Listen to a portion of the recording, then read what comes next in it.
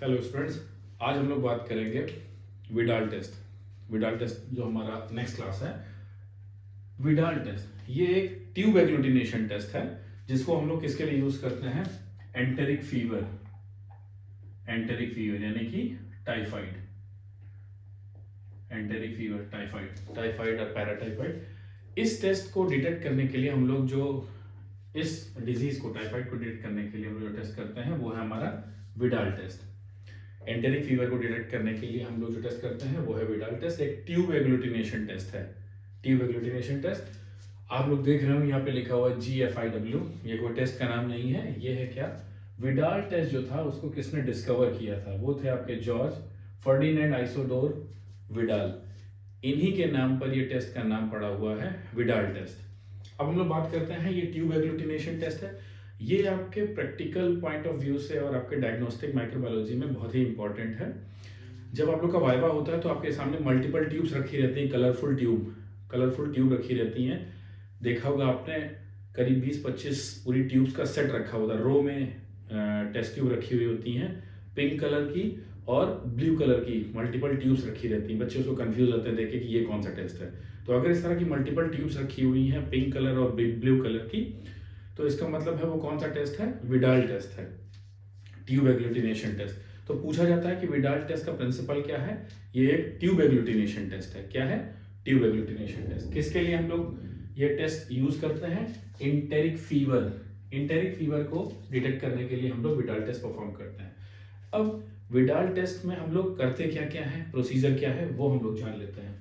क्योंकि कैसा टेस्ट है ये है आपका tube agglutination test, tube agglutination test है। ठीक, साल्मोनेला जो टाइफी है उसमें कौन कौन से होते हैं? साल्मोनेला का सीरोटाइप जो है, एक है आपका साल्मोनेला का सीरोटाइप है टाइफी, साल्मोनेला पैराटाइफी ए, पैराटाइफी बी। क्लियर? साल्मोनेला में कितने तरह के एंटीजन होते हैं? 2 तरह के मेन एंटीजन होते हैं। मेन एंटीजन की हम बात कर रहे हैं, फिम्ब्रियल एंटीजन, VI एंटीजन की हम बात नहीं कर रहे। मेन एंटीजन 2 होते हैं। कौन कौन से? O एंटीजन और H एंटीजन। ये मैं इसलिए क्लियर कर दे रहा हूँ, बाद में बच्चे कहते हैं कि एंटीजन में तो सर VI एंटीजन भी होता है, फिम्ब्रियल एंटीजन भी होता है। तो मैं केवल स्पेसिफिक एंटीजन की बात कर रहा हूँ जिसके बेसिस पे हम ट्यूब एग्लूटिनेशन टेस्ट करते हैं। तो वो क्या है? O and H। O आपको पता है क्या है? सोमैटिक एंटीजन है, somatic O antigen. Somatic antigen क्या होगा? LPS, जो लिपोपॉलीसैकेराइड की लेयर होती है उसका पार्ट है सोमैटिक एंटीजन, सोमैटिक O। और H जो है ये फ्लैजेलर एंटीजन है। H is flagellar antigen, O is somatic O antigen. अब यहां पर हम लोग को करना क्या होता है? हम लोग ट्यूब का डाइल्यूशन करते हैं। अब ट्यूब का डाइल्यूशन क्यों करते हैं? क्वेश्चन ये आता है कि जब हम एंटीबॉडीज का डिटेक्शन कर रहे हैं, मींस बैक्टीरिया में, मतलब बैक्टीरिया की वजह से अगर साल्मोनेला टाइफी किसी पेशेंट को इन्फेक्ट कर चुका है तो उसकी बॉडी में एंटीबॉडीज का प्रोडक्शन होगा। ये एंटीबॉडीज किसके अगेंस्ट में बनेंगी? या तो सोमैटिक O एंटीजन के अगेंस्ट में बनेंगी या फ्लैजेलर H एंटीजन के केस में ये एंटीबॉडीज का प्रोडक्शन होगा। अभी जो 2 एंटीबॉडीज का प्रोडक्शन हुआ है, ये एंटीबॉडीज अगर आपने पेशेंट का सैंपल लिया, सीरम सैंपल, और उससे आपने ट्यूब एग्लूटिनेशन टेस्ट किया विदाउट डाइल्यूशन, अगर विदाउट डाइल्यूशन करेंगे तो पेशेंट के सीरम सैंपल में क्या होगा? एंटीबॉडी का टाइटर बहुत ज्यादा हाई होगा। इसकी वजह से क्या होगा? Prozone phenomena, Prozone effect. Prozone effect क्या होता है? एंटीबॉडी का टाइटर इतना ज्यादा होगा और एंटीबॉडी का टाइटर ज्यादा है और एंटीजन जो आप आर्टिफिशियली ऐड कर रहे हो वो इक्विलिब्रियम में नहीं होंगे। इसकी वजह से क्या होगा? फॉल्स नेगेटिव रिएक्शन आना शुरू हो जाएंगी। ठीक है, तो ऐसे केस में प्रोजोन इफेक्ट को मास्क करने के लिए हम लोग क्या करते हैं? डाइल्यूशन करते हैं। क्या करते हैं? डाइल्यूशन। पूछा जाता है कौन सा डाइल्यूशन, तो हम लोग कौन सा करते हैं? Double dilution. हमेशा आप लोग क्या करते हैं? डबल डाइल्यूशन करते हैं, सिंगल डाइल्यूशन नहीं, डबल डाइल्यूशन करते हैं। ठीक है, तो प्रोजोन इफेक्ट को रिड्यूस करने के लिए, मास्क करने के लिए हम लोग क्या करते हैं? डबल डाइल्यूशन करते हैं सीरम का। ये डबल डाइल्यूशन होता कैसे है? तो डबल डाइल्यूशन जब भी हम करेंगे तो हम लोग फाइनली जो आर्टिफिशियल एंटीजन मार्केट में हमें मिलता है, उस बहुत सारी कंपनीज है, ट्यूलिप है, उससे हम लोग क्या करते हैं? आर्टिफिशियल उसको परचेज, आर्टिफिशियल एंटीजन उसको हम परचेज कर लेते हैं, कॉमर्शियली अवेलेबल होती है, किट के फॉर्म में होता है। तो इसमें 3 तरह के एंटीजन होते हैं। O antigen for typhi, then H antigen, AH antigen and BH antigen. AH for typhi का flagellar antigen, AH for paratyphi का flagellar antigen, BH is for paratyphi B का flagellar antigen and O is somatic O antigen for typhi. अब question ये आता है कि बच्चे कहते हैं कि सर फिर हमने OAH एंड OBH क्यों नहीं यूज किया? क्योंकि ये जो सोमैटिक O एंटीजन टाइफी का है, जो सोमैटिक O एंटीजन टाइफी का है, ये पैराटाइफी A और पैराटाइफी B के साथ क्रॉस मैच करता है। किसके साथ? फैक्टर नंबर 12 के साथ क्रॉस मैचिंग करता है। इसीलिए हमें OAH and OBH somatic O antigen for paratyphi A and paratyphi B को यूज करने की जरूरत नहीं होती है, क्योंकि ये क्रॉस रिएक्ट करता है टाइफी सोमैटिक O एंटीजन के साथ। इसीलिए हमें केवल सोमैटिक O एंटीजन टाइफी का यूज करेंगे जो तीनों के साथ रिएक्ट कर जाएगा।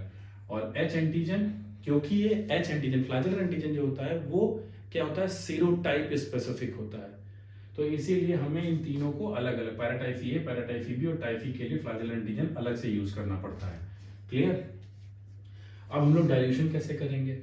डाइल्यूशन के लिए हमारे पास दो तरह की ट्यूब होती है, याद रखिएगा, ये वाइवा में पूछा जाता है। कौन कौन सी ट्यूब?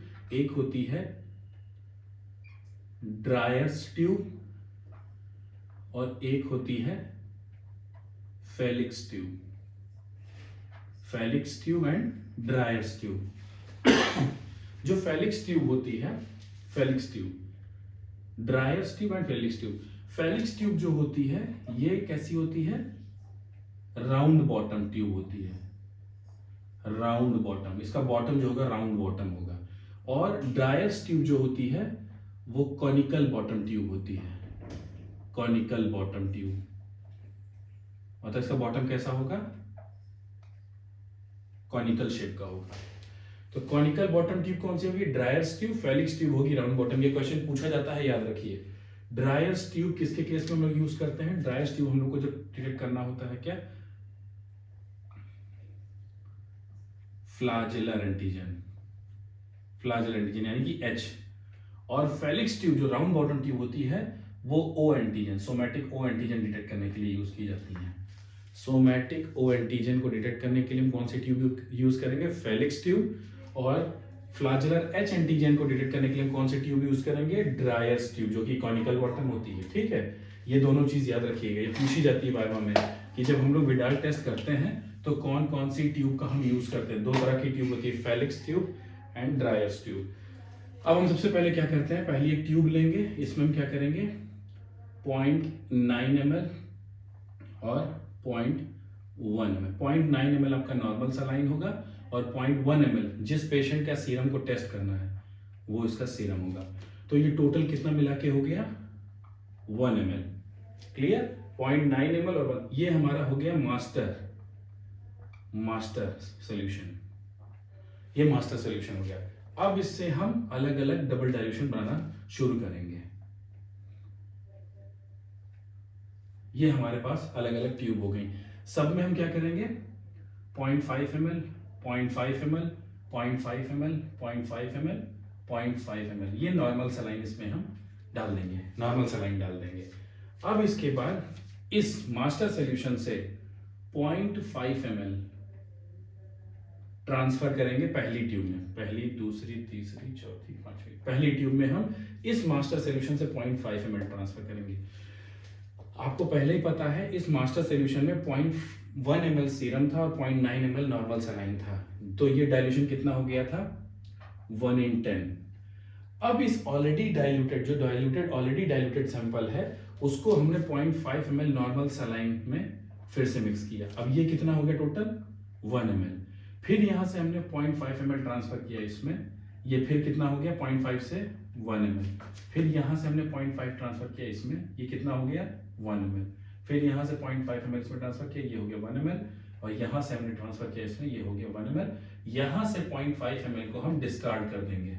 ठीक, अब सब में कितना कितना हो गया? 0.5, 0.5, 0.5, 0.5। फाइनल जब इससे हम 0.5 ट्रांसफर करते जाएंगे सब में 0.5, 0.5, 0.5 बचेगा। तो जो हमारा डाइल्यूशन प्रिपेयर हो गया कितना आएगा? 1:10, 1:20, 1:40, 1:80, 1:160। ठीक, ये हमारा हो गया सोमैटिक O एंटीजन की पूरी रो प्रिपेयर हो गई। ठीक, अब इसमें हम फाइनल क्या डालेंगे? 5 ml एंटीजन। कौन सा एंटीजन? जो रेडीमेड एंटीजन आता है OH AH BH का, ये रेडीमेड एंटीजन की पूरी किट आती है। तो उसमें से 0.5 ml हम कौन सा एंटीजन? सोमैटिको एंटीजन ऐड करेंगे। इसमें हर ट्यूब में 0.5 सब में हम 0.5 एंटीजन ऐड कर देंगे।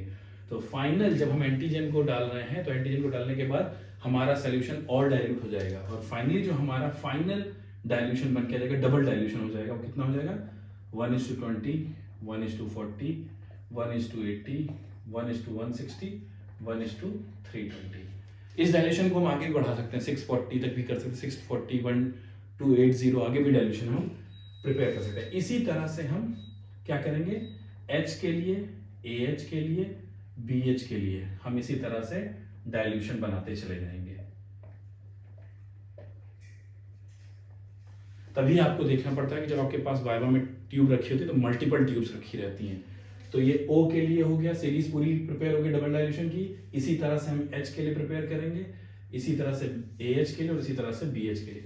मोस्टली अब क्या होता है कि BH वाला डाइल्यूशन प्रिपेयर नहीं किया जाता है क्योंकि क्या होता है कि ये बहुत रेयर है, पैराटाइफाइड B बहुत रेयर है, इसीलिए ये ज़्यादा यूज नहीं किया जाता, केवल AH तक ही हम यूज करते हैं। ये हो गया आपका क्या? ये आपका हो गया डबल डाइल्यूशन। इसी में बच्चे कंफ्यूज होते हैं कि डबल डाइल्यूशन बनता कैसे है। तो ये हो गया आपका डबल डाइल्यूशन। डबल डाइल्यूशन के बाद बात आती है कि हम जो आपको देखा होगा कि आप लोग को रिपोर्ट देखने को मिलती है, पेशेंट की रिपोर्ट आपके पास आती है जब क्लिनिकल पोस्टिंग होती है तो विडाल की रिपोर्ट आती है। तो उसमें क्या देखने को आपको मिलता है? इस तरह से देखने को मिलता है। रिपोर्ट जो फाइनली आपको मिलती है उसमें क्या दिखाई पड़ता है? 1:20, 1:40, 1:80, 1:160, 1:320 एंड सो ऑन। यहाँ पे लिखा रहता है OH AH BH। यहाँ पे क्या लिखा रहता है? Plus plus plus plus minus minus minus minus minus minus. यहाँ पे क्या लिखा रहेगा? Minus minus minus minus minus. इस तरह से लिखा रहता है। अगर ये लिखा हुआ है तो हम लोग कंफ्यूज होते हैं कि ये प्लस माइनस चल क्या रहा है। अगर मान लीजिए यहाँ तक गया हुआ है और ये यहाँ तक गया हुआ है तो हम लोग ये प्लस माइनस देख के बहुत कंफ्यूज हो जाते हैं कि विडाल टेस्ट की रीडिंग में दिया क्या है। हर चीज में दिया हुआ है 1:40, 1:2, ये कुछ नहीं है, यही वही आपका विडाल का जो डबल डाइल्यूशन आपने किया था उसी को यहाँ पर रिप्रेजेंट किया जाता है। और इसके बेसिस पर हम बताते हैं कि एंटीबॉडी का टाइटर क्या है। अब क्वेश्चन ये आता है कि एंटीबॉडी का टाइटर क्या होता है? टाइटर का मतलब होता है सीरम का हाईएस्ट डाइल्यूशन करने के बाद, जैसे हमने डाइल्यूशन किया ना 1:20, 1:40, 1:80, 1:60, 320, तो हाईएस्ट डाइल्यूशन करने के बाद जहां पर जिस ट्यूब में आपको एग्लूटिनेशन दिखाई पड़ेगा उसी को हम क्या कहते हैं? टाइटर कहते हैं। ये डेफिनेशन याद रखिएगा। Highest dilution of the serum where the agglutination will occur is called as titre, उसी को हम टाइटर कहते हैं। तो अगर मान लीजिए 320 पे आपको एग्लूटिनेशन मिला तो टाइटर आपका क्या हो जाएगा?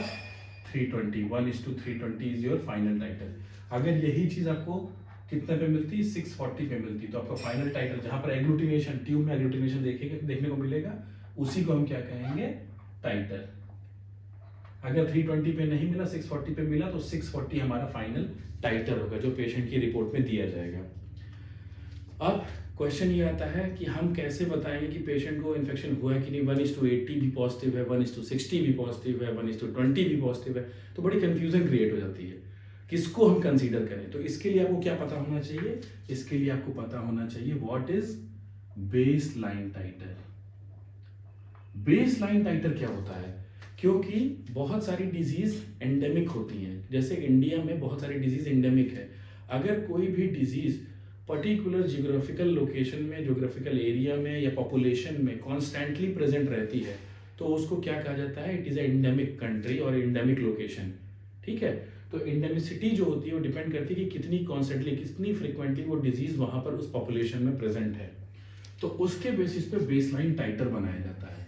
तो बेसलाइन टाइटर मतलब जहां पर मैक्सिमम आपको जो टाइटर देखने को मिल रहा है, लोएस्ट टाइटर देखने को मिल रहा है, उसको हम क्या कहते हैं? बेसलाइन टाइटर कहते हैं, उस एंडेमिक रीजन का बेसलाइन टाइटर। और ये बेसलाइन टाइटर बहुत वेरी करता है, अलग अलग जियोग्राफिकल लोकेशन, पॉपुलेशन में ये वेरी करता है। इसीलिए आपको पर्टिकुलर पॉपुलेशन का बेसलाइन टाइटर पता होना चाहिए, जिसके बेसिस पे आप बता पाएंगे कि कि वहाँ पर टाइफाइड के पेशेंट जो आ रहे हैं उनका फाइनल टाइटर फाइनल कितना है एंटीबॉडीज का। ठीक, तो बेस लाइन टाइटर, अगर आपको बेस लाइन टाइटर नहीं पता है तो हम इंडिया में क्या कंसिडरेशन करते हुए चलते हैं, अगर ओ एंटीजन के लिए टाइटर 100 और मोर देन 100 आता है, 100 और मोर देन 100 आता है तो इसको हम कहते हैं क्या, पॉजिटिव। अगर एच एंटीजन के लिए हमारा टाइटर 200 और मोर देन 200 आता है तब हम इसको कंसीडर करते हैं कि patient is suffering with typhoid. अगर इससे टाइटर नीचे चल रहा है तो हम उसको कंसीडर नहीं करेंगे। अब आप ये कहेंगे कि सर 100 तो हमारे में डायल्यूशन में तो था ही नहीं, आपने तो 1:20, 1:40, 1:80, 1:160 बताया हुआ है। तो 100 का मतलब ये है कि 160 या इसके ऊपर वाला, इसके नीचे 40, 20, 80 को हम कंसीडर नहीं करेंगे। 200 का मतलब 160 के ऊपर कितना था हमारा टाइटर, 320, 640, 12, 1280। अगर ये 200 के ऊपर का मतलब 320, 640, 1280 अगर टाइटर चल रहा है तो इसको हम कंसीडर करेंगे कि पेशेंट को टाइफाइड हुआ है। इसके नीचे के टाइटर को हम कंसीडर नहीं करेंगे। ये एक मोटा मोटा हम लेके चलते हैं। अगर O का टाइटर 100 या 100 से ऊपर है, H का टाइटर 200 या इससे ऊपर है तो हम उसको कह सकते हैं कि patient is suffering from typhoid. ठीक, ये हमारा हो गया टाइफाइड, ये हो गया हमारा विडाल टेस्ट। अब देखते क्या है कि हमने दो तरह की ट्यूब यूज की थी, एक थी ड्रायस ट्यूब और एक थी फेलिक्स ट्यूब। जो हमारा ओ एंटीजन होता है इसमें अगर आप एग्लूटिनेशन देखेंगे तो किस तरह का दिखाई पड़ेगा, मैट के फॉर्म में, मैट के फॉर्म में आपको बॉटम में मैट दिखाई पड़ेगी, मैट या फिर चौकी, ग्रेनुलर, इस तरह के आपको मैट में क्या दिखाई पड़ेगा, पैटर्न दिखाई पड़ेगा। बॉटम पे अगर आप देखेंगे तो आपको मैट ऐसा है, चौकी ग्रेनुलर टाइप का, बॉटम में प्रेसिपिटेट नजर आएगा, तो उसको हम क्या कहेंगे, ओ एंटीजन के लिए एग्लूटिनेशन इस तरह का दिखेगा। अगर एच एंटीजन की बात करते हैं, क्योंकि ये फ्लैजेलर एंटीजन है, तो कॉटन वूली अपीयरेंस, ये ग्रेनुलर होगा ओ, और ये जो होगा कॉटन वूली, कॉटन कैंडी जैसे नहीं होता वैसे ही आपको नीचे बॉटम की तरफ प्रेसिपिटेट दिखाई पड़ेगा। एच में प्रेसिपिटेशन जो एग्लूटिनेशन दिखाई पड़ेगा वो कॉटन वूली अपीयरेंस होगा, और ओ एंटीजन के केस में मैट और चॉक लाइक होगा। अगर कोई एग्लूटिनेशन नहीं हुआ है तो सारे एंटीजन जो होंगे वो बॉटम पे जाके डिपॉजिट हो जाएंगे और कैसा बनाएंगे, डिस्क लाइक पैटर्न। अगर नो एग्लूटिनेशन, कोई एग्लूटिनेशन नहीं हो रहा है तो ठीक, ये हमारा अपीयरेंस है कि एग्लूटिनेशन किस टाइप का हो रहा है। ओ एंटीजन के लिए और एच एंटीजन के लिए, दोनों के लिए अलग अलग टाइप का पैटर्न दिखाई पड़ता है एग्लूटिनेशन का।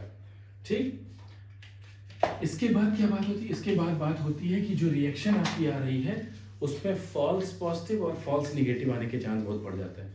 फॉल्स पॉजिटिव क्या है, फॉल्स पॉजिटिव का मतलब ये है कि कुछ केस में ऐसा होता है एनामनेस्टिक रिएक्शंस आती हैं। फॉल्स पॉजिटिव के केस में, फॉल्स पॉजिटिव के केस में एनामनेस्टिक रिएक्शन आती है, एनामनेस्टिक रिएक्शन, एनामनेस्टिक रिएक्शन क्या है, कभी कभी ऐसा होता है कुछ अनरिलेटेड डिजीज, डेंगू, मलेरिया, ऐसे केसेस में भी क्या देखने को मिलता है कि विडाल टेस्ट आप करते हो और पेशेंट को मलेरिया है और उसको विडाल का टाइटर भी उसका बढ़ा हुआ आ रहा है, लेकिन ये जो बढ़ा हुआ टाइटर आ रहा है ये क्रॉस मैचिंग की वजह से, क्रॉस रिएक्शन की वजह से ऐसा हो रहा है कि ये रिएक्शन आ रही है, बट पेशेंट टाइफाइड से नहीं किसी और अनरिलेटेड डिजीज से सफर कर रहा है।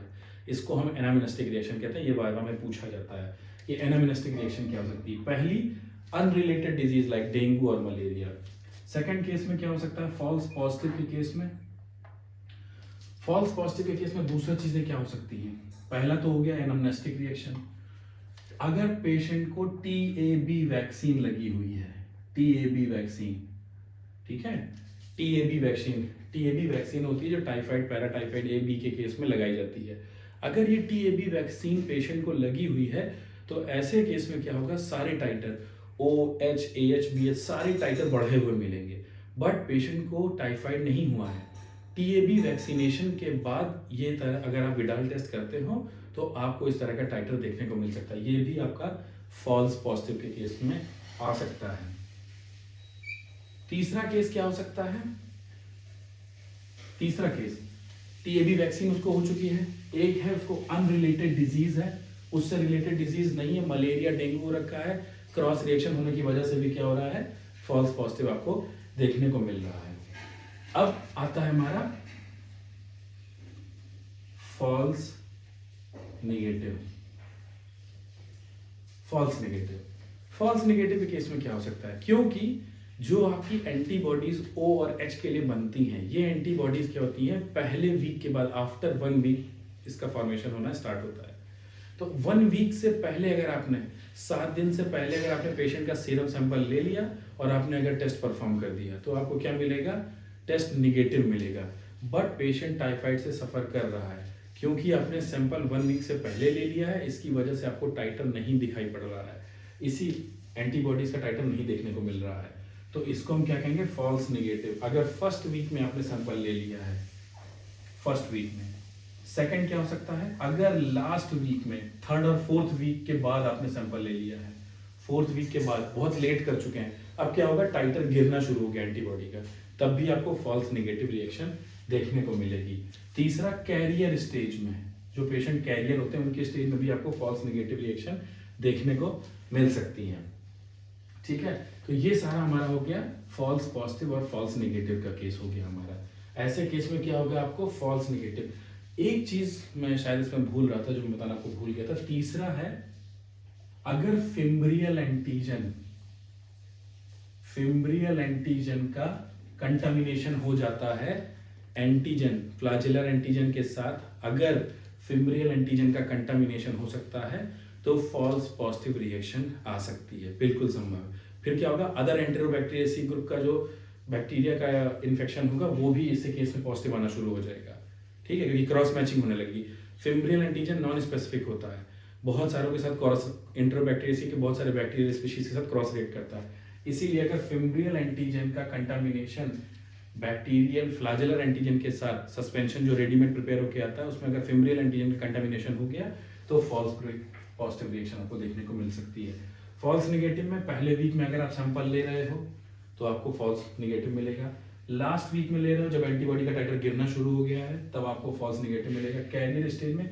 चौथा क्या हो सकता है, पेशेंट अगर एंटीबायोटिक्स पर है तो ऐसे केस में भी आपको फॉल्स नेगेटिव रिएक्शन देखने को मिल सकती है।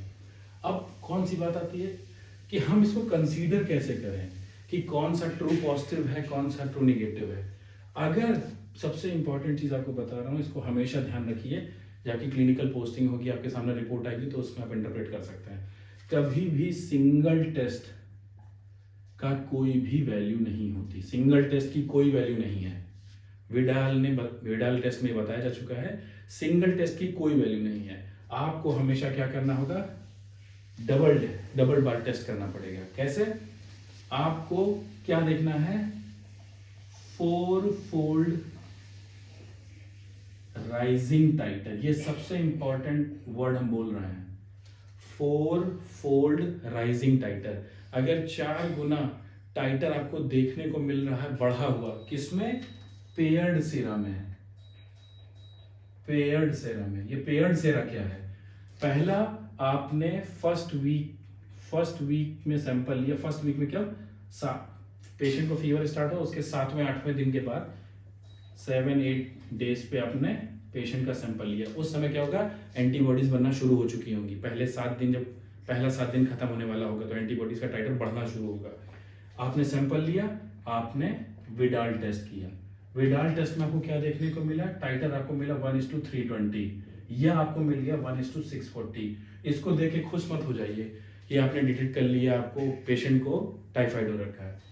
हाईएस्ट टाइटर आने के बावजूद सिंगल टेस्ट के बेसिस पे आप टाइफाइड कंफर्म नहीं कर सकते। आपको क्या देखना है, पेयर्ड सेरा होना चाहिए और 4-फोल्ड राइज होना चाहिए। 4-फोल्ड राइज सबसे ज्यादा इंपॉर्टेंट है। आपने क्या किया, सेकेंड वीक में आपने फिर से सैंपल लिया, सीरम सैंपल पेशेंट का, एक हफ्ते 7 दिन के बाद अगले 7 दिन का वेट करके फिर आपने सैंपल लिया, 14 दिन का वेट हो गया। अब क्या होगा, एंटीबॉडी का टाइटर और ज्यादा बढ़ना शुरू होगा। इसीलिए क्या होगा, अब एंटीबॉडी का टाइटर आपको 4 फोल्ड इंक्रीज मिलेगा। जो 320 आ रहा था अब इसका 4 गुना बढ़ा हुआ मिलेगा आपको। तो इसीलिए आपको क्या करना है, सिंगल टेस्ट के बेसिस पे विडाल का कंफर्मेशन, उसकी कोई वैल्यू नहीं है। हमेशा आपके पास पेयर्ड सेरा होना चाहिए 1 वीक के गैप के बाद। अगर इसमें 4 फोल्ड राइज आ रहा है टाइटर में, आप उसको कंसीडर करेंगे 100% वो टाइफाइड के लिए वो पॉजिटिव हो चुका है। इसीलिए अगर पेशेंट एंटीबायोटिक्स पर है तो आप अगर टाइटर देखेंगे तो टाइटर क्या इंक्रीजिंग में मिलेगा? नहीं। एंटीबायोटिक पे है पेशेंट तो वैसे ही डिक्लाइन फेज में आ जाएगी उसकी एंटीबॉडीज, तो आपको टाइटर बढ़ा हुआ मिलेगा ही नहीं। दूसरा, फर्स्ट वीक में आपने सैंपल ले लिया, पहले ही वीक में, पहले दूसरे तीसरे दिन में सैंपल ले लिया, कोई टाइटर बढ़ा हुआ नहीं मिलेगा, फॉल्स नेगेटिव। लास्ट वीक में चौथे वीक के बाद आपने सैंपल लिया, डिक्लाइन होना शुरू हो गया एंटीबॉडीज, कोई फायदा नहीं है। टीएबी वैक्सीन का 4 फोल्ड राइज के साथ क्या कोरिलेशन है? अगर पेशेंट ने टीएबी वैक्सीन ले रखी है और आपने 1 हफ्ते के बाद वैक्सीनेशन के बाद आपने टेस्ट किया तो आपको एंटीबॉडी का टाइटर दिखा हुआ, विडाल टेस्ट में आपको टाइटर दिखा हुआ बढ़ा हुआ मिल सकता है सिंगल टेस्ट में। लेकिन अगर आपने इसका पेयर्ड सेरा लिया और उसके बाद उसका टेस्ट किया, अगर ये 4 फोल्ड राइज कर रहा है तब तो आप इसको मान सकते हैं इन्फेक्शन, क्योंकि ये वैक्सीनेशन हुआ है तो 4 फोल्ड राइज मिलेगा ही नहीं। पहले वीक के वैक्सीन लेने के पहले वीक के बाद आप टेस्ट करोगे तो बढ़ा हुआ मिल सकता है, तीनों OH, AH, BH सब बढ़ा हुआ मिल सकता है। बट जैसे 1 वीक के बाद आप फिर से पेयर्ड सेरा, एक दूसरा सैंपल सीरम सैंपल लोगे और पोस्ट वैक्सीनेशन के बाद आप विडाल टेस्ट करोगे, आपको कोई भी बढ़ा हुआ टेस्ट नहीं मिलेगा, बढ़ा हुआ सैंपल एंटीबॉडीज का वैल्यू मिलेगी ही नहीं। तीसरा, एनामिनेस्टिक रिएक्शन को आप ट्रू रिएक्शन से कैसे डिफरेंशिएट कर सकते हो? यही एक मेन टर्म है, 4 फोल्ड राइज इन टाइटर। एनामिनेस्टिक रिएक्शन को ट्रू इन्फेक्शन से डिफरेंशिएट करना। एनामिनेस्टिक रिएक्शन जो रेस्पॉन्स होता है वो ट्रांजिएंट टाइप का होता है, इनफ्रीक्वेंट, बहुत थोड़े समय के लिए होता है। एंटीबॉडी का टाइटर बढ़ेगा बट 4 फोल्ड नहीं बढ़ेगा, बढ़ेगा तो बट एंटीबॉडी का टाइटर 80 से 320 नहीं हो जाएगा नेक्स्ट वीक में। 80 है तो वो ज्यादा ज्यादा क्या हो सकता है, 80 है तो 80 के बाद 80 ही रहेगा, वो बढ़ेगा नहीं। लेकिन अगर वो ट्रू इन्फेक्शन होगा तो नेक्स्ट वीक में आप पेयर्ड सेरा लोगे, सेकंड सैंपल पेशेंट का लेकर टेस्ट परफॉर्म करोगे तो वो 80 से 320 बढ़ जाएगा, 4 फोल्ड इंक्रीज कर जाएगा। इसी 4 फोल्ड इंक्रीज से आप कंफर्म कर सकते हो कि ये ट्रू रिएक्शन है, ट्रू इन्फेक्शन है और फॉल्स। दूसरी सबसे इंपॉर्टेंट चीज, सोमैटिक ओ एंटीजन जो होता है बहुत सबसे पहले अर्ली स्टेज में बनता है और अर्ली स्टेज में ही डिसअपीयर हो जाता है। ओ अर्ली और ये है आपका लेट, ये अर्ली बनेगा, अर्ली डिसअपीयर।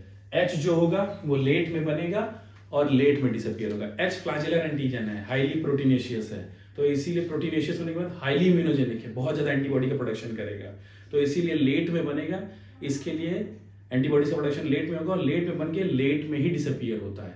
इसीलिए अगर ओ का टाइटर आपको बढ़ा हुआ मिल रहा है, केवल ओ आपको बढ़ा हुआ मिल रहा है, इसका मतलब एक्यूट फेज का इन्फेक्शन, अभी रिसेंट इन्फेक्शन हुआ है। अगर एच का टाइटर आपको हाई बढ़ा हुआ मिल रहा है, इसका मतलब क्या, पेशेंट कन्वेलेसेंट फेज में है, मतलब अब पेशेंट रिकवरी फेज में बढ़ रहा है क्योंकि एच एंटीजन आपको देखने को मिल रहा है। अगर आपको OH, AH, BH सबका हाई टाइटर बढ़ा हुआ टाइटर देखने को मिल रहा है सिंगल टेस्ट में, इसका मतलब क्या हो सकता है, टीएबी वैक्सीनेशन हो सकती है पेशेंट की। टीएबी वैक्सीनेशन हुआ, उसके बाद उसने टेस्ट करा, इसलिए सारा OH, BH सब बढ़ा हुआ, एक साथ उसको सारे टाइफाइड, सॉल्मा टाइफी, पैराटाइफी सबका इन्फेक्शन एक साथ नहीं होगा। इसका मतलब आपके दिमाग में क्या आना चाहिए, पेशेंट को टीएबी वैक्सीन लगी हुई थी, उसके बाद उसने टेस्ट कराया हुआ है। अगर O केवल बढ़ा हुआ मिल रहा है, इसका मतलब क्या है, अभी एक्यूट फेज में है, पेशेंट को इन्फेक्शन हुआ है, एक्यूट रिसेंट इन्फेक्शन है। H का टाइटर बढ़ा हुआ मिल रहा है, इसका मतलब क्या हो सकता है, कन्वालेसेंट फेज में हो सकता है पेशेंट, ठीक है। अच्छा, इसके बाद क्या हो सकता है, O भी बढ़ा है और H भी बढ़ा है, O का टाइटर भी बढ़ा हुआ है और इसके साथ साथ H का भी टाइटर बढ़ा हुआ है। इसका मतलब क्या है, पेशेंट को कौन सा इन्फेक्शन है, सॉल्मोनेला टाइफी का। O बढ़ा हुआ है, उसके साथ AH बढ़ा हुआ है, इसका मतलब पैराटाइफी A का इन्फेक्शन है। O का टाइटर बढ़ा हुआ है, इसके साथ साथ BH का भी टाइटर बढ़ा हुआ है, इसका मतलब पैराटाइफी B का इन्फेक्शन है।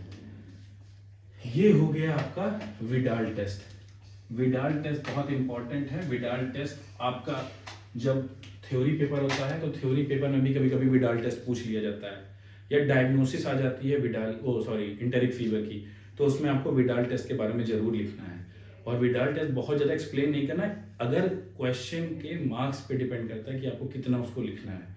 अगर विडाल आपको शॉर्ट नोट में आया हुआ है तो आपको इतना सब कुछ आप लिख सकते हो। अगर लॉन्ग नोट में लिखा हुआ है डायग्नोसिस ऑफ एंटेरिक फीवर, तो विडाल टेस्ट आपको लिखना है। जो इंपॉर्टेंट चीज़ है, ट्यूब एग्लूटिनेशन टेस्ट है, कौन कौन सा एंटीजन आप यूज़ करते हैं, फॉल्स पॉजिटिव फॉल्स निगेटिव क्या होता है, ये बहुत इंपॉर्टेंट है लिखना। तो ये आपका हो गया क्या, Widal test. Tube agglutination test है। इसके साथ साथ हम लोग क्या एक और चीज़ कर सकते हैं, इसके साथ साथ हम लोग कर सकते हैं कि ट्यूब टेस्ट के साथ साथ कार्ड टेस्ट भी होता है, यानी स्लाइड टेस्ट भी होता है। वो दो तरह से होता है, क्वालिटेटिव एंड क्वांटिटेटिव। क्वालिटेटिव में हमें क्या करना पड़ता है, सिंपल कार्ड हम लोग ले लेंगे और उस कार्ड पर ऐसा सर्कल बने हुए होते हैं, उस पर हम एक एक ड्रॉप डाल देंगे, क्या, अनडाइल्यूटेड सीरम सैंपल डाल देंगे। उसके बाद O antigen, H antigen, A H और बी एच एंटीजन का एक एक ड्रॉप डाल देंगे और उसके बाद उसको रोटेट करते हैं, कार्ड को 1 मिनट के लिए रोटेट करेंगे। अगर रोटेट करने के बाद उसमें एग्लूटिनेशन दिखाई पड़ता है तो इसका मतलब क्या है, पॉजिटिव है।